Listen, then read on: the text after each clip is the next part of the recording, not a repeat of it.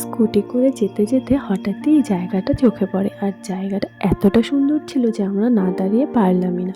দেখো কাঞ্চনজঙ্ঘাটা কত ক্লিয়ারলি দেখা যাচ্ছে, আর পাহাড়ে গেলে তুমি কতটা ভিউ পাবে সেটা তো ডিপেন্ড করে তোমার লাকের ওপর। ওয়েদার যত ভালো ভিউ তত ভালো।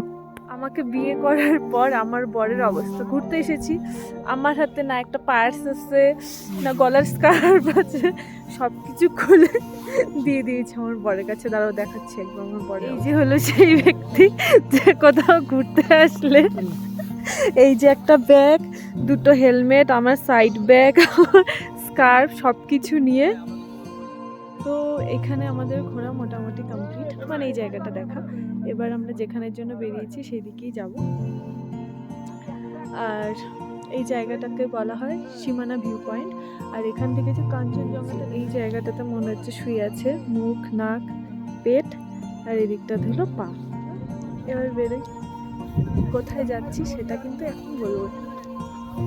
কাঞ্চনজঙ্ঘাকে যে স্লিপিং বুদ্ধ বলা হয় এটা আমি এতদিন জানতামই না। তো চলো টাটা।